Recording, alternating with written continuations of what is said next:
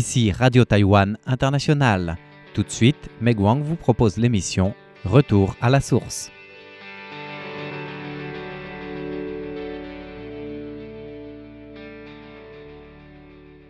Bonjour à tous, Retour à la source vous propose aujourd'hui une émission qui associe la nature et le son. Et tout d'abord, pour une fois, adonnons-nous à un peu d'écoute clandestine.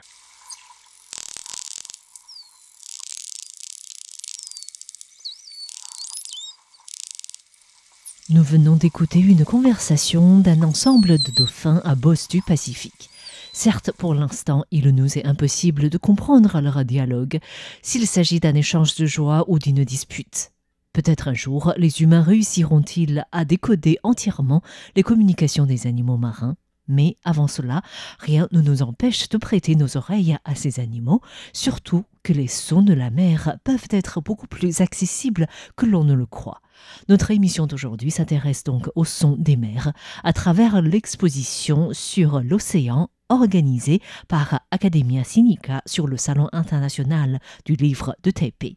À l'occasion de cet événement majeur du monde de l'édition, l'Institut prestigieux de recherche de Taïwan propose une découverte de l'océan à travers la littérature et les sciences de la vie. L'un des volets de cette exposition est intitulé « Les sons des mers », dont le commissaire est le chercheur adjoint du Centre de la biodiversité de l'Academia Sinica, Lin Zihao. Et lorsque nous disions tout à l'heure que les sons des mers ne sont pas si inaccessibles que l'on pourrait le croire, c'est bien un message que souhaite véhiculer Lin Zihao, qui étudie le paysage acoustique sous-marin. Lorsque nous faisons le snorkeling ou la randonnée palmée en mer ou à l'embouchure d'une rivière, il nous est possible d'entendre des bruits pipi-pia-pia. Beaucoup de personnes pensent qu'il s'agit des bruits de bulles dans l'air issus des mouvements des vagues.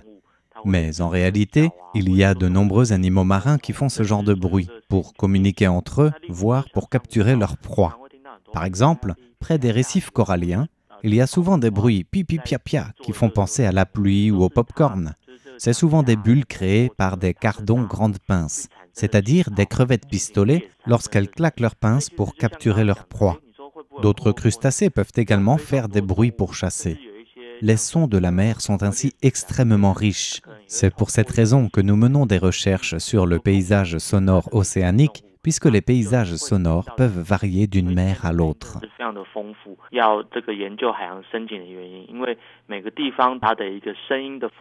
D'ailleurs, écoutons le fond des mers ne se limite pas au son des animaux. En plus des sons des animaux marins qui sont les plus nombreux, il y a également des sons de l'environnement naturel. Par exemple, près de l'île de la Tortue dans le nord-est de Taïwan, il y a une source souterraine et il est possible d'entendre un son de bulle, comme si l'on ouvrait un robinet. C'est donc lié à l'environnement. Les séismes ou la pluie font également des bruits en mer. Mais les sons qui paraissent les plus préoccupants actuellement sont les bruits des activités humaines. C'est notamment le cas des éoliennes sur la côte ouest. Lors de l'installation des éoliennes, le battage des pieux tellement profond crée des bruits énormes qui peuvent se propager sur des dizaines de kilomètres. Ces bruits peuvent avoir un impact sur les animaux, tout comme les humains qui font face à des bruits très forts de manière continue. Nous craignons que ces bruits affectent les caractéristiques du paysage sonore, y compris des animaux qui dépendent du paysage sonore pour explorer un environnement. Lin Zihao travaille pour le Centre de la biodiversité de l'Academia Sinica. Sa recherche sur le paysage sonore aquatique l'avait intrigué bien avant avoir rejoint cet institut de recherche. En master, j'étudiais les dauphins à bosse du Pacifique qui sont dans l'ouest de Taïwan. Souvent, lorsque nous faisions des sorties en mer, il était très difficile de voir ces dauphins. Or, une fois, nous avons mis des hydrophones sous l'eau. Nous nous sommes rendus compte que les dauphins à bosse du Pacifique étaient bien là. Ils étaient à 1 voire 2 kilomètres de notre bateau. Cela signifie que la propagation des sons sous l'eau est très efficace. Cette situation m'intriguait. Après tout, l'eau de l'ouest de Taïwan est souvent très trouble. Comment ces dauphins arrivent à trouver leur proie tout en évitant les filets des pêcheurs dans une eau aussi trouble? Cela signifie que les sons leur sont des outils pour connaître l'environnement. C'est ainsi que j'ai commencé à collecter les sons aquatiques sous-marins. Une fois, mon enregistreur installé au fond de la mer s'est décollé des récifs artificiels et a flotté en suivant le courant jusqu'à l'embouchure d'une rivière. En écoutant les sons enregistrés, j'ai observé aussi l'évolution des sons en fonction des lieux où se trouvait l'enregistreur. Au niveau des récifs artificiels où l'enregistreur était fixé dans un premier temps, c'était très bruyant, avec les bruits des crevettes pistolets. En arrivant à l'embouchure, à l'arrivée de la nuit, il y avait beaucoup de poissons cyanidés qui chantaient ensemble comme une chorale. Ces chants font penser au coassement des grenouilles. Nous avons appris par la suite que dans le temps, les pêcheurs pouvaient utiliser l'écoute pour connaître le positionnement des bancs de poissons. Cela signifie que le paysage sonore permet de comprendre la situation benthique de différents lieux, celle des animaux qui s'y trouvent et les activités humaines. C'est ainsi que je fais des études du paysage sonore.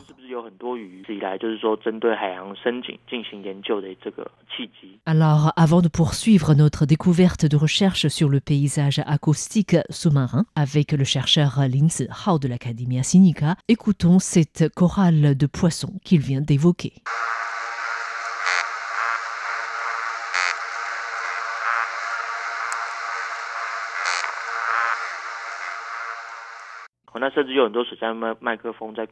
Dans le passé, les hydrophones étaient essentiellement déployés pour détecter les navires ou les sous-marins.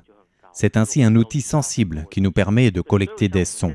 L'enregistreur est tout petit, pas plus grand que la taille d'une main. Cet enregistreur possède une carte mémoire et nous pouvons programmer les moments d'enregistrement sans devoir faire un enregistrement en continu. Il est possible de fixer l'enregistreur au fond, tout comme il est possible de le faire flotter et le localiser grâce au positionnement satellite. Chaque enregistrement est conçu en fonction de l'objectif de recherche et doit s'adapter à des conditions différentes. Par exemple, nous avions mené une coopération internationale qui exigeait que l'enregistreur soit fixé à 5000 mètres de profondeur.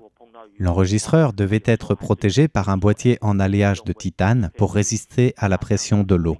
Il fallait également s'assurer que l'enregistrement et la batterie puissent durer toute une année. Notre enregistreur, installé près de l'île de la Tortue, subit également l'érosion liée aux sources sulfuriques. Et à l'île Verte, même si le boîtier de l'enregistreur est intact, notre hydrophone a été mordu par les poissons perroquets.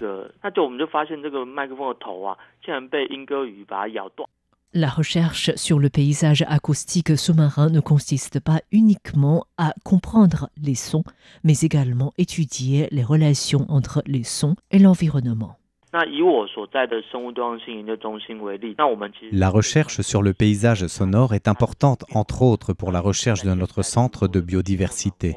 Nous nous préoccupons en particulier du changement écologique lié au réchauffement climatique, climat extrême ou développement humain. Par exemple, pour le réchauffement climatique, en 2020, l'absence de typhon a fait augmenter la température de la mer, ce qui a provoqué par la suite le blanchiment des coraux à grande échelle. À travers nos enregistrements sonores, nous avons également remarqué que les sons des animaux marins s'étaient affaiblis. Et l'évolution de ces sons nous permet ainsi de connaître la situation des espèces sur le long terme, alors que si nous dépendons uniquement des humains, la recherche et l'enquête peuvent être beaucoup plus chères. Les enregistreurs permettent ainsi d'étudier sur le long terme un lieu donné. Par ailleurs, on a d'ailleurs remarqué que l'île de Xiaoliuqiu dans le sud subissait beaucoup plus l'impact des typhons que l'île Verte dans l'est, alors que les typhons viennent la plupart du temps par l'est. Il est possible que les coraux des zones de l'île Verte soient plus habitués au passage de typhons et deviennent plus résistants. Comme beaucoup d'autres éléments liés au monde océanique, le paysage acoustique sous-marin aussi est encore rempli d'inconnus ou de mystères. À vrai dire, actuellement, il y a encore beaucoup de sons dont nous ne connaissons pas la source. Dans l'ouest de Taïwan, il y a des champs de poissons, mais nous ne sommes pas encore en mesure de connaître exactement de quelle espèce de poisson il s'agit. Dans l'est de Taïwan, l'administration centrale de météorologie avait installé un câble avec un hydrophone à 200 mètres sous l'eau. Il a été remarqué qu'au moment du coucher du soleil, les poissons chantaient. Ainsi, que ce soit à 5000 mètres ou à 200 mètres sous l'eau, les poissons chantent au moment du coucher du soleil. Nous ne pouvons pas connaître les poissons exacts qui chantent, mais nous estimons que ce genre de chant collectif peut avoir un effet de sonnerie de réveil pour le milieu marin. Au fond des mers, le soleil ne passe pas, Mais il est déjà confirmé que les poissons peuvent avoir des activités jour-nuit.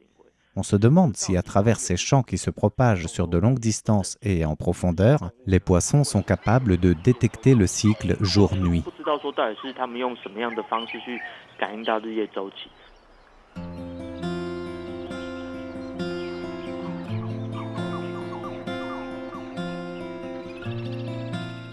Pour les humains, le paysage acoustique sous-marin est peut-être discret, mais il en dit pas moins. Et espérons un jour les chercheurs comme Lin Zihao nous permettent de découvrir davantage le fond des mers à travers les sons. Merci de votre écoute, c'était Meng Wang pour RTI.